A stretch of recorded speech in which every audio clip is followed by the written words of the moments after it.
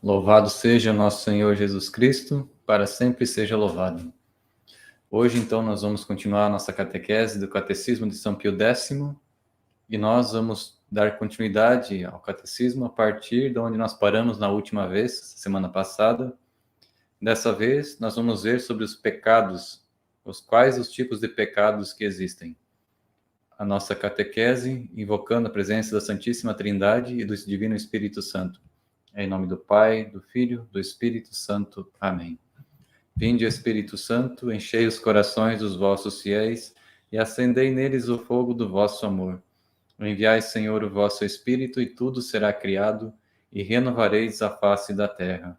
Ó Deus, que instruíste os corações dos vossos fiéis com a luz do Espírito Santo, fazei que apreciemos retamente todas as coisas segundo o mesmo Espírito, e gozemos sempre da sua consolação por Cristo Senhor nosso. Amém. São Pio X, rogai por nós. Iniciemos então com o Catecismo de São Pio X. Capítulo 5, dos pecados das suas espécies. Questão 492. Quantas espécies há de pecado? Há duas espécies de pecado: o pecado original e o pecado atual. O que é então o pecado original?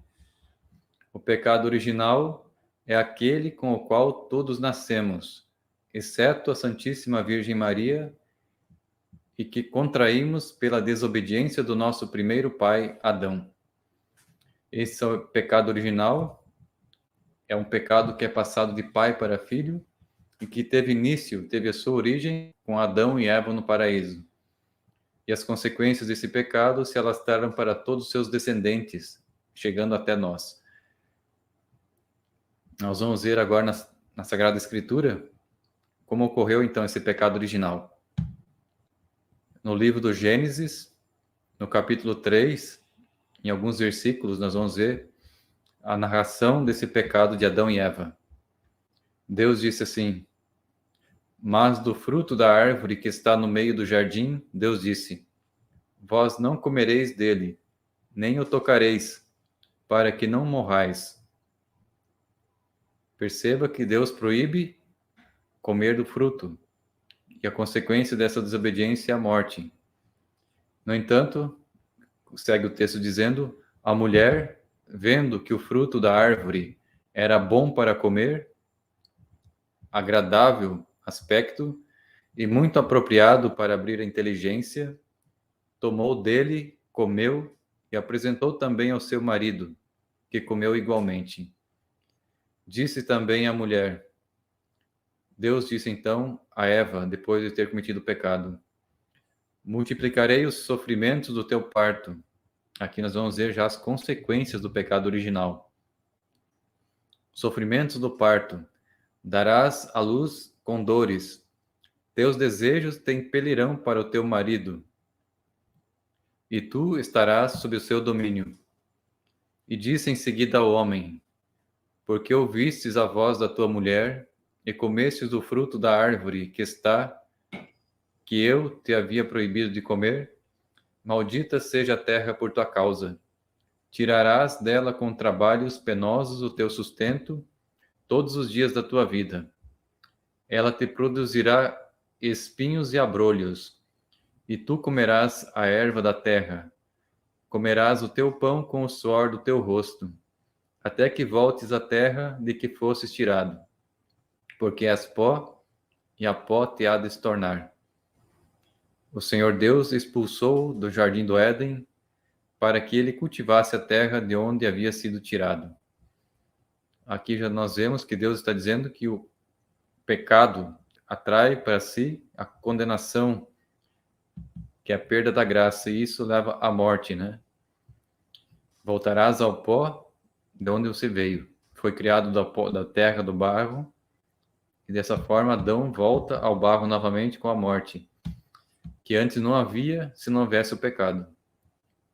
E sobre o pecado original, além desse relato bíblico do Gênesis, no Salmo 50, versículo 7, também o rei Davi já dizia que existe o pecado original quando ele diz assim: eis que nasci na culpa. Ou seja, ele não era voluntário para cometer o pecado. Se ele nasceu na culpa, é porque ele nasceu com uma culpa herdada. Ele diz assim: minha mãe me concebeu-me no pecado. Então, Davi reconhece que nasceu pecador já, antes de adquirir a consciência para cometer o pecado. E na carta aos Romanos, capítulo 5, versículo 12, o apóstolo Paulo vai dizer assim: por isso, como por um só homem, no caso Adão, entrou o pecado no mundo, e pelo pecado veio a morte. Assim, a morte passou a todo o gênero humano, porque todos pecaram. Então, nós vamos ver que depois, com a vinda do Cristo, o primeiro a vencer a morte com a ressurreição, ele consegue, então, perdoar os pecados, o pecado original. No Evangelho de Mateus, capítulo 28, 18 a 20, Jesus vai dizer assim, a ordem que ele dá aos discípulos: e depois e ensinai todas as nações, batizai-as em nome do Pai, do Filho e do Espírito Santo. Então, a obra redentora de Jesus é entregada à igreja, os apóstolos, para que eles vão a todas as nações, batizando-as, então, em nome do Pai, do Filho e do Espírito Santo. Nós vemos aqui, então, o sacramento do batismo, como uma forma de receber, então, as graças da redenção de Cristo. O próprio apóstolo Pedro, nos Atos dos Apóstolos, no capítulo 2, versículo 38 e 39, diz assim: arrependei-vos e cada um de vós seja batizado em nome de Jesus Cristo para a remissão dos vossos pecados, e recebereis o dom do Espírito Santo. Então, o batismo, o sacramento, ele confere, então, à pessoa que é batizada, em nome de Jesus, a remissão dos pecados, ou seja, o perdão, é apagado o pecado, e a pessoa volta a ter a amizade de Deus e a graça santificante. E recebe ainda o dom do Espírito Santo, que é a terceira pessoa da Santíssima Trindade.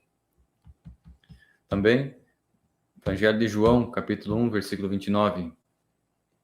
Quando o João Batista, então, viu Jesus que vinha para ele e disse: eis o Cordeiro de Deus que tira o pecado do mundo. Então, é Jesus aquele que é responsável por apagar o pecado, por remir a humanidade, aquele pecado de Adão cometido lá no paraíso junto com Eva. O pecado original é apagado por Cristo, o Cordeiro de Deus que tira o pecado do mundo.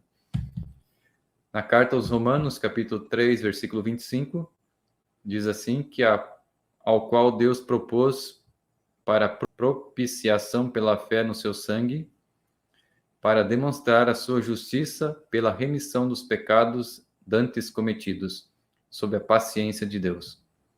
Então, Deus propôs, por meio da fé em Jesus, para receber, então, a remissão do sangue de Cristo, né? E esse sangue de Cristo justifica, torna a pessoa justa, pela remissão do pecado, pelo perdão dos pecados cometidos anteriormente, no passado. Também, em Efésios, capítulo 1, versículo 7, em quem temos a redenção pelo seu sangue, está falando de Jesus, a remissão das ofensas segundo as riquezas da sua graça. Então, no sangue de Cristo nós temos a redenção. O sacrifício de Jesus é o meio pelo qual nós recebemos o perdão de Deus. Na primeira carta de João, capítulo 1, versículo 7, diz assim: mas se andarmos na luz, como ele está na luz, temos comunhão uns com os outros, e o sangue de Jesus Cristo, seu Filho, nos purifica de todo o pecado. Novamente, o apóstolo João confirmando que é o sangue de Jesus quem nos purifica do pecado. Voltando agora ao Catecismo de São Pio X, nós vemos que o pecado original, que teve origem com Adão, agora nós vamos ver quais são os males que nos causam, então, o pecado original de Adão. Os males, então, causados pelo pecado de Adão são, primeiro, a privação da graça, ou seja, aqueles dons sobrenaturais que Adão e Eva tinham no paraíso, que conferiam a eles a imortalidade, a saúde, a impassibilidade, todas as graças que tinham lá com a comunhão com Deus, eles perderam com o pecado. Perderam também o paraíso, foram expulsos, né? O relato diz que Deus colocou Adão e Eva fora do paraíso para cultivarem a terra com o suor do rosto. Perderam, então, o paraíso. Terceira coisa, se tornaram ignorantes. Perderam aquela ciência divina, a sabedoria divina. A inteligência foi ofuscada, a visão deles diminuiu. Quarta coisa, inclinação para o mal. A partir do pecado original, sem o auxílio da graça divina, o ser humano tem a inclinação para o mal, para cometer pecados, para se afastar de Deus. E, mais uma consequência, a morte do corpo. E também seria a morte eterna da alma no inferno, se não houvesse redenção. E todas as demais misérias da nossa vida, todos os sofrimentos que nós temos, as brigas, conflitos, tudo que existe de mal na humanidade, vem dessa questão do pecado original que passou de pai para filho e está presente até hoje na humanidade. Como então se apaga o pecado original? Confirmando aquilo que nós vimos na Sagrada Escritura agora há pouco, o pecado original apaga-se com o santo batismo. Foi o que nós vimos na Sagrada Escritura, quando nós vimos que o sangue de Jesus é aplicado naquele pecador que recebe o perdão, então, do pecado original e também dos pecados que tenha cometido depois de adulto, desde que esteja arrependido do seu pecado. Agora existe outro pecado, além do pecado que a gente nasce com ele, que não é culpa nossa, mas uma herança que vem de Adão. Nós temos também pecados que nós cometemos voluntariamente por nossa opção, por nossa liberdade. Esse pecado é chamado de pecado atual. Pecado atual é aquele que o homem, chegando ao uso da razão, ou seja, deixou de ser criança, passou a saber as coisas, discernir entre o bem e o mal, que é certo e errado, comete então por sua livre vontade, sabe que é errado e mesmo assim a pessoa faz. Esse é o pecado atual. Próxima questão, quantas espécies de pecado atual existem então? Há duas espécies de pecado atual, que se cometem então voluntariamente, por livre decisão, por livre vontade. O primeiro é o pecado mortal, e o segundo, o pecado venial. Há uma diferença de graduação, de importância e de peso e de consequências, né? Nós vamos ver cada um deles. Primeiro, pecado mortal. O que é o pecado mortal? O pecado mortal é uma transgressão da lei divina. Também o pecado venial é uma transgressão, mas esse aqui nos faz com que nós percamos, então, pela falta grave, os deveres que nós temos para com Deus. É uma falta grave para com o próximo ou para com nós mesmos. Então, nós podemos pecar mortalmente contra Deus, contra nossos irmãos ou contra nós mesmos, né? Por que se chama, então, pecado mortal? Chama-se mortal porque dá a morte à alma, né? Por isso, muitas vezes, você está vendo uma pessoa com uma boa aparência andando por aí, mas você não sabe se a pessoa está em estado de graça ou em estado de pecado mortal. Porque quem está morto com pecado mortal não é o corpo, mas é a alma, né? Porque está privada da comunhão com Deus. E se a pessoa morre nesse estado, ela perde a graça, perde o paraíso, se ela não se arrepender, fazendo-a perder a graça santificante que nós recebemos com o batismo, onde houve o perdão do pecado original, e a graça de Deus, o Espírito Santo, veio morar em nossa alma. Quando nós cometemos um pecado mortal, então nós perdemos a graça santificante, a comunhão com Deus, e nesse momento o Espírito Santo deixa de agir, de estar presente em nossa alma da forma como estava antes. A graça santificante é a vida da alma, né? Assim como a nossa alma é a vida do nosso corpo. Sem a nossa alma, o nosso corpo é um cadáver. Da mesma forma, sem a graça de Deus, a nossa alma é uma espécie de cadáver também. É ela que nos dá a vida espiritual sobrenatural. Esse é o pecado mortal e as suas consequências. Que males causa a alma o pecado mortal? Agora nós vamos ver algumas consequências, que São Pio X vai destacar aqui 5 consequências do pecado mortal na alma. Primeira consequência, O pecado mortal priva a alma da graça e da amizade de Deus, né? Que é a pior consequência que pode acontecer para nós, a pior desgraça. A própria palavra desgraça significa isso, sair da graça divina, perder a graça de Deus, perder a amizade de Deus, que é a fonte de todo bem, que é uma espécie de pecado contra a própria natureza, que é a nossa imagem e semelhança com Deus. Nós perdemos a amizade de Deus. Segunda consequência, nós perdemos o céu. Ou seja, se nós ficarmos nesse estado de pecado mortal, sem o arrependimento, sem a confissão ao sacerdote, sem a mudança de vida, nós podemos perder o paraíso, a vida eterna no céu. E como consequência, o único lugar que nós podemos ir além de Deus é o inferno. Portanto, nós devemos ficar livres do pecado mortal até aquele instante final que nós vamos passar para o paraíso, para o juízo. Terceira causa, consequência do pecado mortal, priva dos merecimentos adquiridos.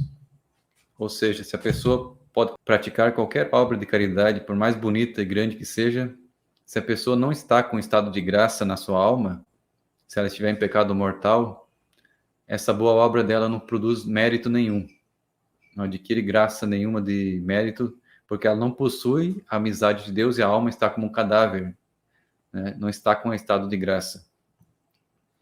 Portanto, filantropia, obras de caridade, esmola, se não for com estado de graça, não produz mérito nenhum para o paraíso, para o céu. E além disso, a pessoa que não está no estado de graça torna a alma incapaz de adquirir novos méritos. Além de você não receber o bem, a recompensa pelo bem que você fez, você ainda perde a capacidade de receber novas graças, novos méritos. Está como morto, né? Como São Pio X disse, o pecado mortal é a morte da alma. A quarta consequência do pecado mortal é que torna a alma escrava do demônio. No próprio Evangelho diz, o vosso pai é o Satanás, é demônio, porque vocês fazem a obra do demônio que é mentiroso, né? Jesus fala que quem não está na amizade de Deus está sobre o domínio de Satanás. Também assim, a pessoa que não está no estado de graça, na amizade de Deus, ela adquire outro senhor para si, que no caso é o demônio, que é o pai, o princípio do pecado. Quinta consequência. O pecado mortal faz a alma merecer o inferno. Ou seja, não tem aptidão para entrar no céu, se não houver o arrependimento sincero, né, da pessoa. E também a pessoa está disponível para sofrer os castigos da vida eterna no inferno, que é todo aquele tormento, aquele sofrimento eterno que depois terá que pagar eternamente, né?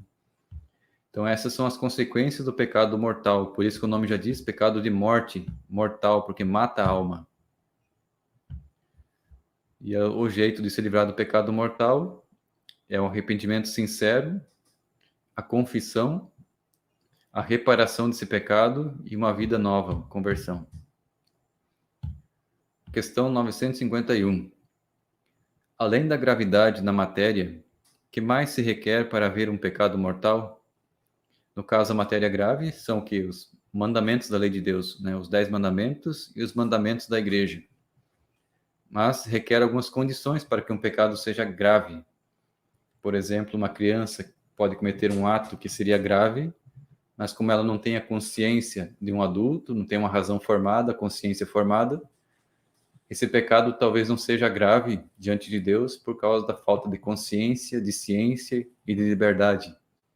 Vamos ver então o que tem a ver aqui com o pecado mortal. São Pio X vai dizer assim, que além da gravidade da matéria, ou seja, qual é o ato cometido, se for grave, para haver um pecado mortal requer-se a plena advertência desta gravidade. Ou seja, plena. A pessoa deve ter ciência, foi advertida, aprendeu na catequese, leu na lei de Deus, na Sagrada Escritura, que cometer tal ato é pecado. Por exemplo, um marido que sabe que o adultério é pecado, pecado grave, mesmo assim ele decide por trair. Pecado grave, portanto, pecado mortal, sua alma está em estado de morte. Portanto, privado do céu e com todas aquelas consequências que nós lemos antes.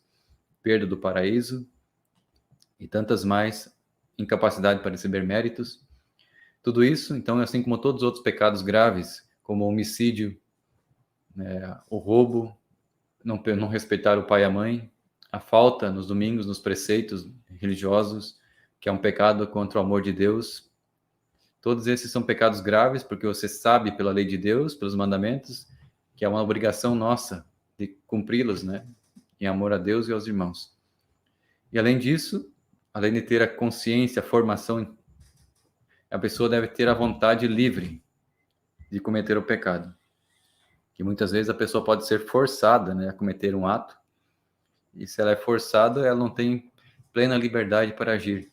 Ela foi coagida a agir daquele modo. Então, para que o pecado seja grave, de fato, o ato tem que ser grave, uma afronta à lei de Deus, deve ter consciência de que aquilo é grave e, mesmo assim, livremente praticar. Aí sim, pecado mortal, pecado grave e com todas aquelas consequências para a alma. E agora, outra questão, que é outro pecado.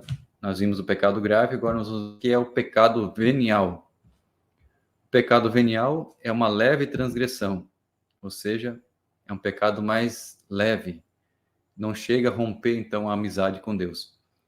É uma transgressão da lei divina também, pela qual se falta levemente algum dever para com Deus, para com o próximo ou para com nós mesmos. É aquela mesma tríade, né?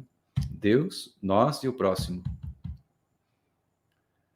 Por que se chama, então, pecado venial? Porque é leve, né, em comparação com o pecado mortal.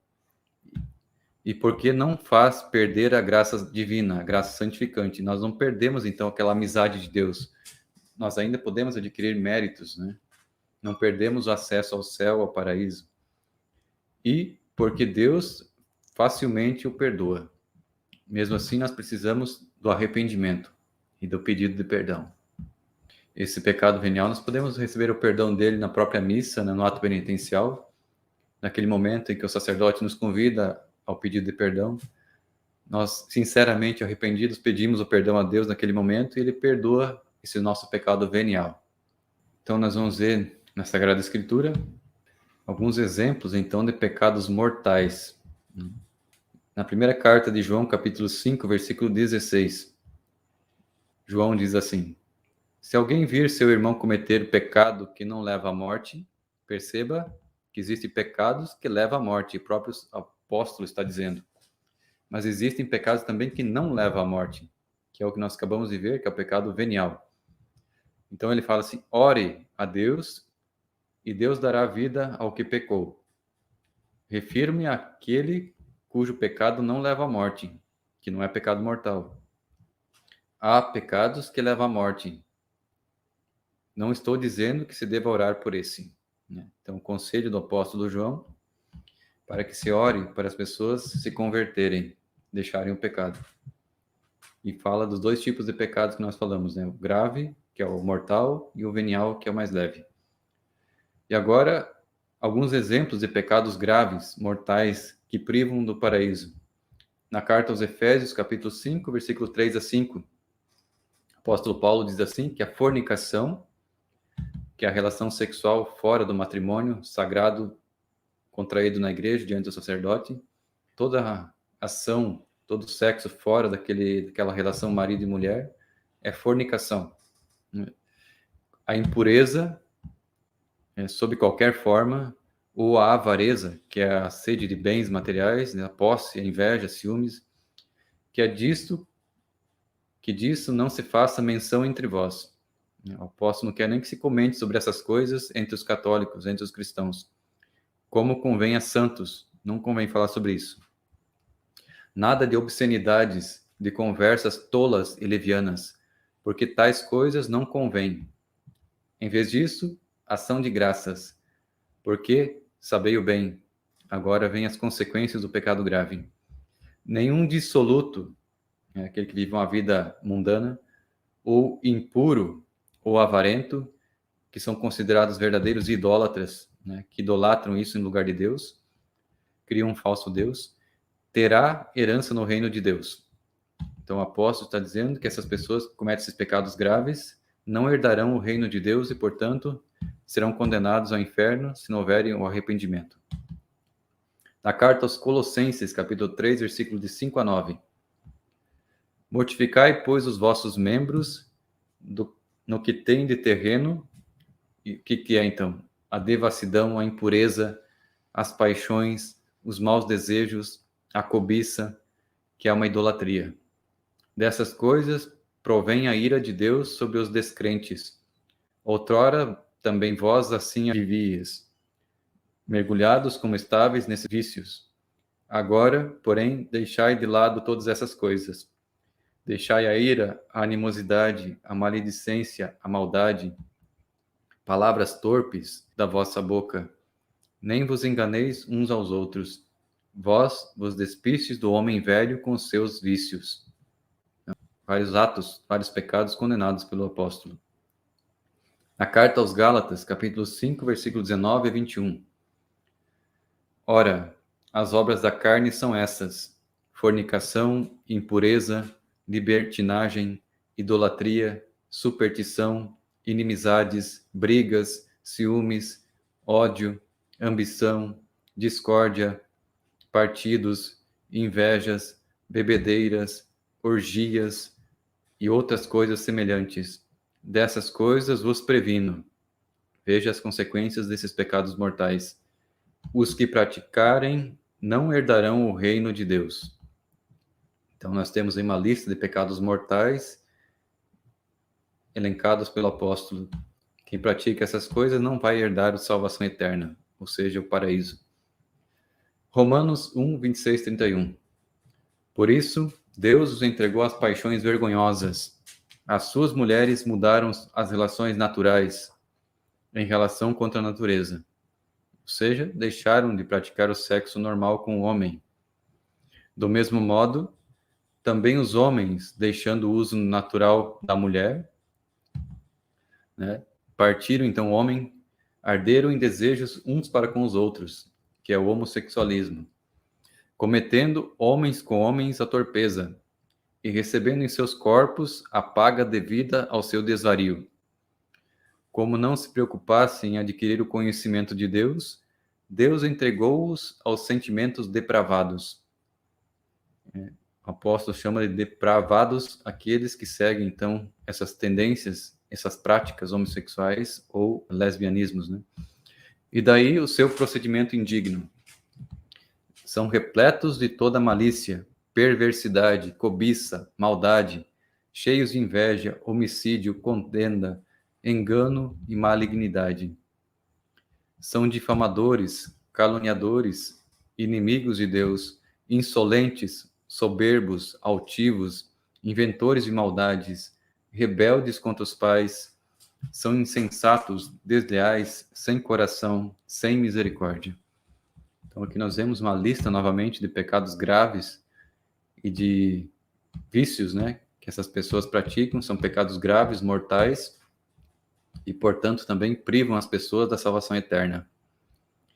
Continuando no livro do Levítico, capítulo 18, do versículo 6 a 23, vai falar uma série de pecados, né, que seriam, na verdade, pecados nas relações entre familiares, né, condenado pela Sagrada Escritura.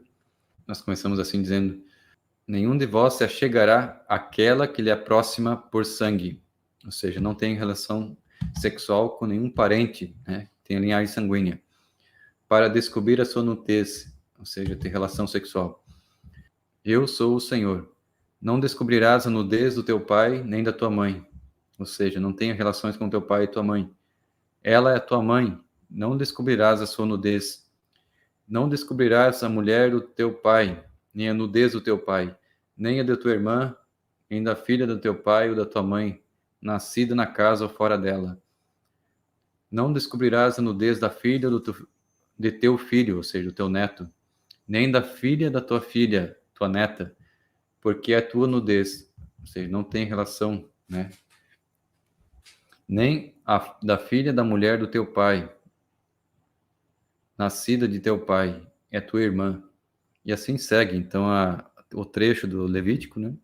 Depois, se vocês quiserem ler até o versículo 23, né, tem uma série de proibições lá do Antigo Testamento que já falam sobre esse pecado que tem a ver, então, aí com o pecado dentro da família.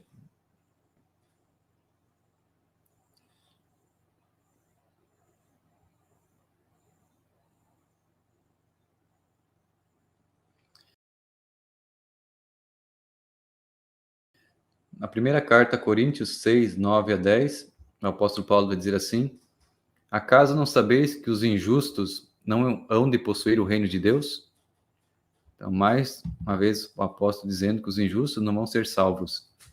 Não vos enganeis, nem os impuros, nem os idólatras, nem os adúlteros, nem os efeminados, ou seja, aqueles que homens que se vestem, se comportem como mulher, nem os devassos, nem os ladrões, nem os avarentos, nem os bêbados, nem os difamadores, nem os assaltantes hão de possuir o reino de Deus. Tem uma lista de pecados mortais que o apóstolo diz que a pessoa não vai se salvar sem o arrependimento. Apocalipse também, capítulo 22, versículo 15. Está dizendo ali: fora os cães, os envenenadores, os impúdicos, os homicidas, os idólatras e todos aqueles que amam e praticam a mentira. Então, são mais uma vez Deus expulsando da presença dele, expulsando do paraíso quem pratica esse tipo de pecado. E na Sagrada Escritura está falando justamente que existe também o pecado venial, que é leve. Na primeira carta de João, capítulo 5, versículo 16. Há pecado que leva à morte. Como consequência, nós podemos dizer que há pecados, então, que não levam à morte, que é o pecado leve. Que nós estamos vendo, então, no Catecismo de São Pio X. Na questão 955, que prejuízos causa o pecado venial, então, para a nossa alma, se não perde a graça divina e nem a amizade de Deus? Entretanto, o pecado venial, ele enfraquece e esfria em nós a caridade. É como uma brasa, você vai jogar um pouquinho de água, você não apaga ela, mas ela perde o calor, perde a vitalidade, né? A luz. O pecado venial vai fazendo isso aos poucos em nossa alma.